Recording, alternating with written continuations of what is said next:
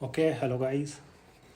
और surge protection device और free wheeling diode, आपने इंडस्ट्री में ये बहुत देखा होगा। सर्ज सप्रेसर और सर्ज, इसको हम इंडस्ट्री में बोलते हैं सर्ज सप्रेसर डिवाइस।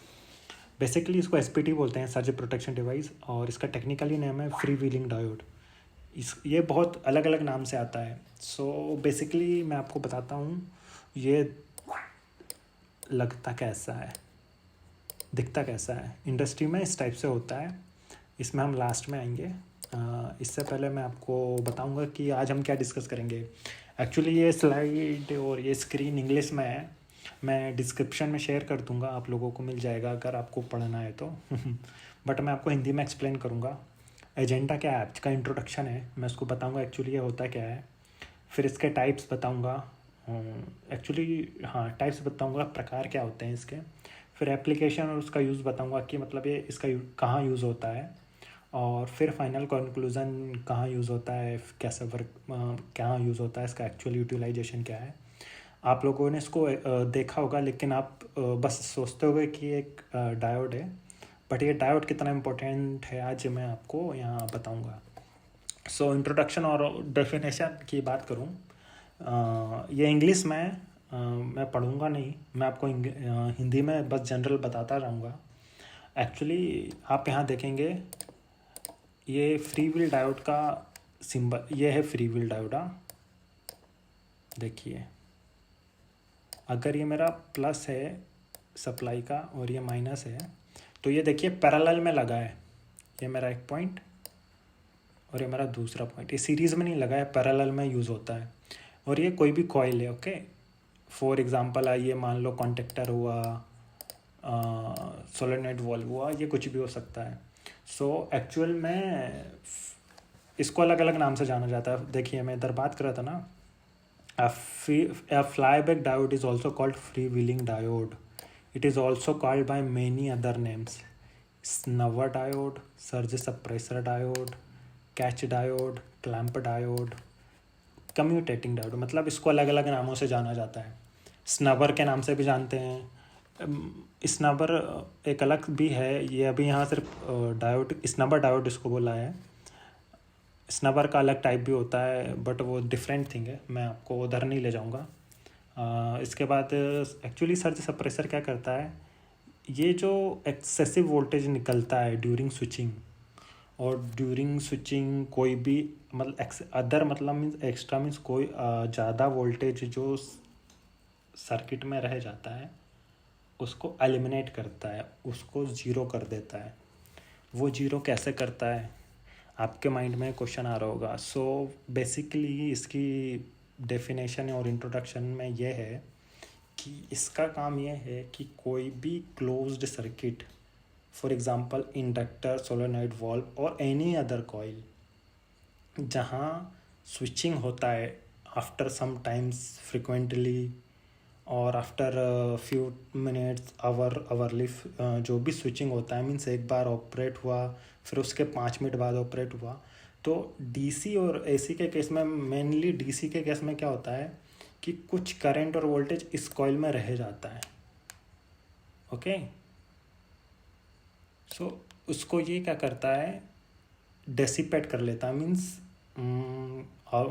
डेसिपेट को हिंदी में बोलेंगे कि ऑब्जर्व कर लेता है, ओके। सो बेसिकली मैं इसको आपको इसकी वर्किंग बताता हूँ, इसका वर्किंग प्रिंसिपल आपको यहाँ ज़्यादा अच्छे से समझ आएगा।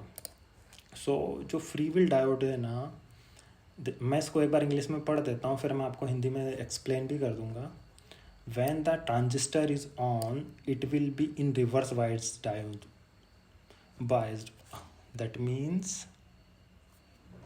मैं एक लाइन पढ़ता जाता हूँ और आपको एक्सप्लेन करता जाता हूँ, ओके। तो आपको अच्छे से समझ आएगा।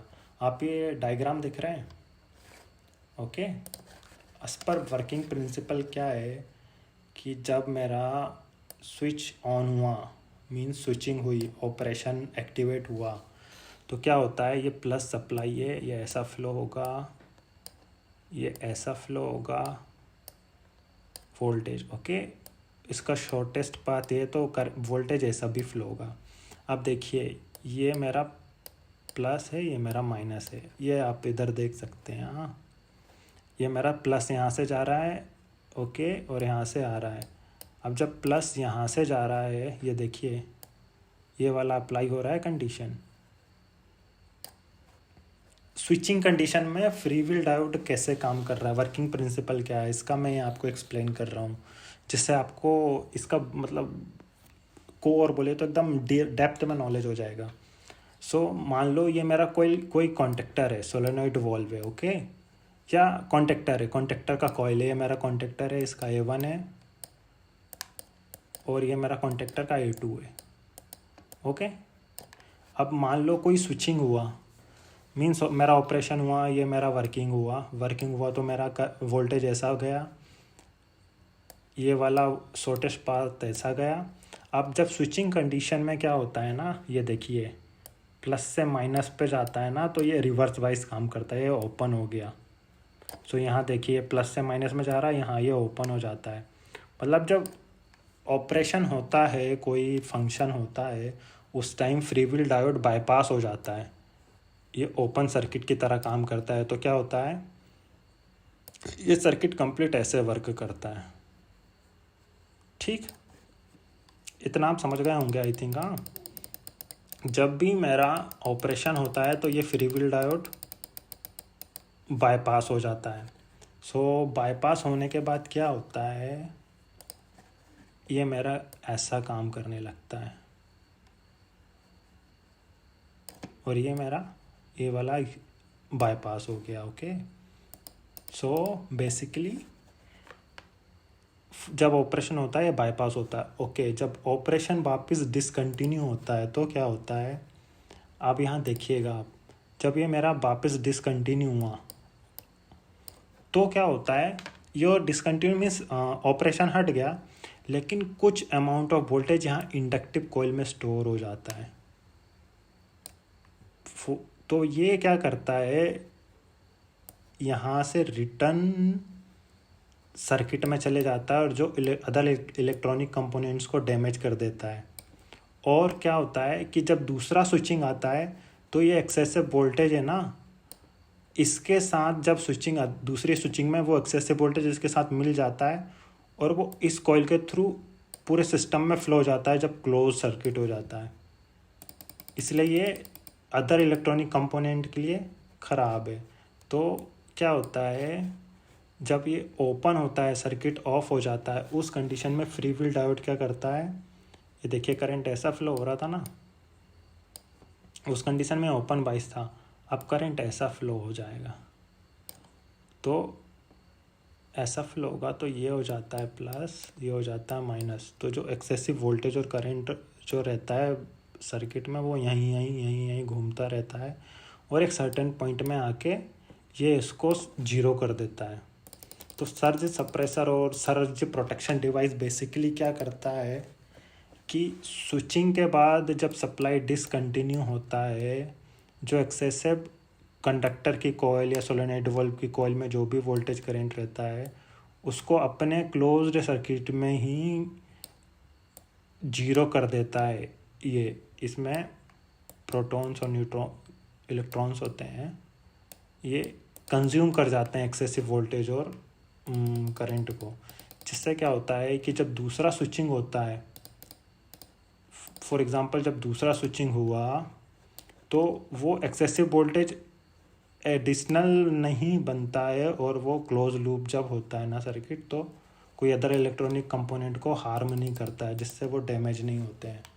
उस टाइम ये कैसे और जब मतलब ये डिस्कनेक्ट होता है, देखिए, तो ये फॉरवर्ड वाइज में काम करता है, ये यहाँ इसकी तरह।